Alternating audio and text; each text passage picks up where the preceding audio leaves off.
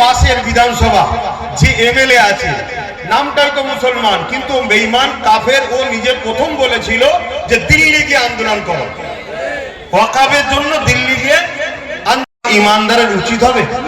কারণ ও যদি যেতে আগামী দিন মসজিদ মাদ্রাসার বিরুদ্ধে যখন আইন হবে, ও তার বিরুদ্ধে লড়বে না, ও বেঈমান মমতার হয়ে লড়াই করবে। অথচ আমার মসজিদের হয়ে একটা কথা বলেছে, মাদ্রাসার হয়ে বলেছে, উপরন্ত কি বলেছে? দিল্লি গিয়ে আন্দোলন করো বলেছে না বলেনি? এইসব শয়তান যখন আগামী দিন আমাদের কাছে আসবে ভোট চাইতে, তাহলে একজন মসজিদ প্রেমিক হিসাবে, মাদ্রাসা প্রেমিক হিসাবে, কবরস্থানে আমাদের মোর্চা যারা রয়েছে সেই ইজ্জত রক্ষার স্বার্থে আমাদের কি বলা উচিত নয়? এই শয়তান, তুই তো বলেছিলি দিল্লি গিয়ে আন্দোলন করতে, যা দিল্লি গিয়ে ভোট চা। আমরা মসজিদ মাদ্রাসা দুশ্মনদের ভোট দেবো না। বলা দরকার আছে না? না বলুন, বলা দরকার আছে না? না। আল্লাহ যেন আমাদেরকে এই রোজার মাসের পবিত্র মাসে মসজিদ প্রেমিক বানান, মাদ্রাসা প্রেমিক বানান, এক কথায় ওয়াকাফের দুশমনদের বিরুদ্ধে লড়াই করে আল্লাহ যেন ক্ষমতা দেন। বলুন আল্লাহুম্মা আমিন। আচ্ছা, এই যে কথাগুলো বললাম, এটা কি রাজনীতি হয়ে গেল? না, ইসলামের দুশমন রাজনীতির অশুভ শক্তির বিরুদ্ধে বললাম। আমার দেশের রাজনীতি তো এরকম নয়, এরা তো রাজনীতির নামে সংবিধান বিরোধী কাজ করছে, তাহলে এদের বিরুদ্ধে বলা দরকার আছে না? নাই।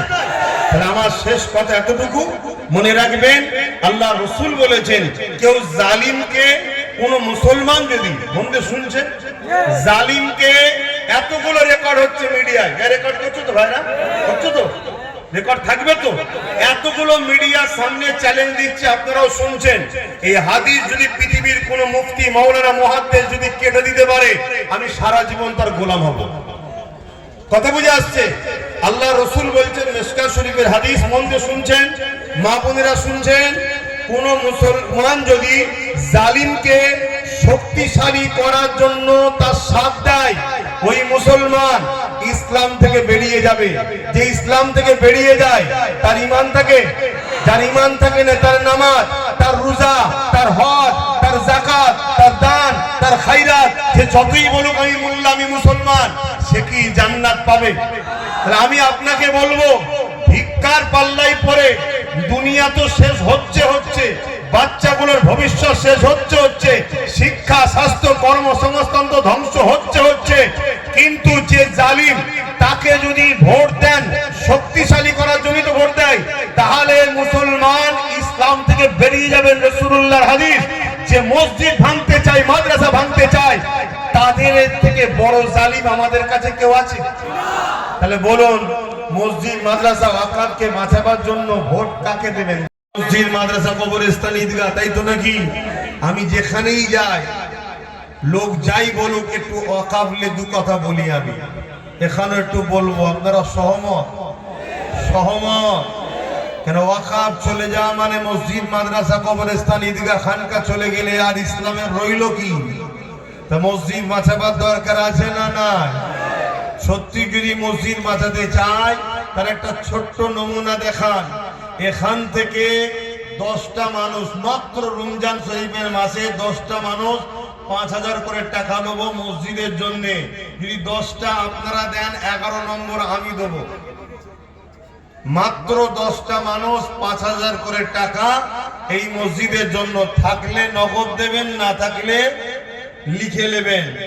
এই 10টা মানুষ হাত তোলেন। প্রথম কে হাত তোলে দেখি? 1টা, 2টো, 3টে, 4টে, 5টা, 6টা, 6টা, আর কই? 7টা, 7টা, 8টা, মাশাআল্লাহ, 8টা, 9টা, আর একটা বান্দা,